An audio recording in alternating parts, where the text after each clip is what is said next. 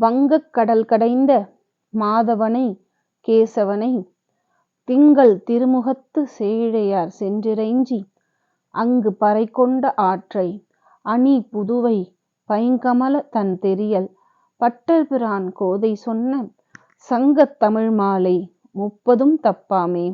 இங்கு இப்பரிசுரைப்பார் ஈரிரண்டு மால் வரைத்தோல் செங்கண் திருமுகத்து செல்வத் திருமாலால் எங்கும் திருவருள் பெற்று இன்புறுவர் எம்பாவாய்.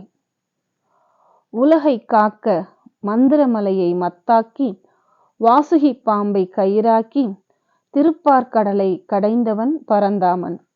நிலவு ஒளி போல முகமும் தங்கத்தாலான ஆபரணங்கள் அணிந்த பெண்கள் மார்கழி நோன்பின் போது ஆயர்பாடிக்கு சென்று கண்ணபிரானின் திருவடியை மெய்மறந்து பணிந்து வணங்கினர்.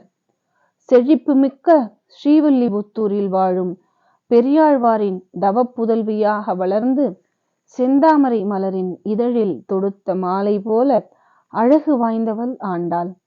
தோழியர் விருப்பங்களை முறையிட்ட விதத்தை ஆண்டாள் சொன்ன தூய தமிழ் மாலையாகிய 30 பாசுரங்களை தப்பாமல் ஓதுபவர்கள் மலை போன்ற வலிமையான 4 தோள்களும் சிவந்த விழிகளும் புன்னகை பூத்த திருமுகமும் கொண்ட செல்வங்களுக்கு அதிபதியான ஸ்ரீமன் நாராயணனின் திருவருள் பெற்று இன்பமாக வாழ்வார்கள்.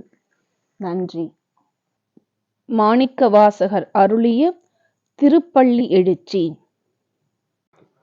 புவனியிற் போய் பிறவாமையின் நாள் நமக்கு போக்குகின்றோம். அவமே இந்த பூமி சிவன் உய்யக் கொள்கின்றவாறென்று நோக்கி திருப்பெருந்துறை உறைவாய். திருமாலாம் அவன் விருப்பெய்தவும் மலரவன் ஆசைப்படவும் நின் அலர்ந்த மெய்க்கருணையும் நீயும் அவனியிற் புகுந்து எமை ஆட்கொள்ள வல்லாய். ஆரமுதே பள்ளி எழுந்தருளாயே.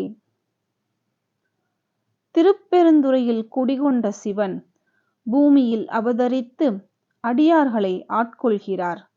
பூமியில் பிறக்காமல் நாட்களை வீணடித்துக் கொண்டிருப்பதை எண்ணி வருந்தி திருமாலும் பிரம்மனும் விருப்பம் கொண்டு பூமிக்கு வர ஆசைப்பட்டனர்.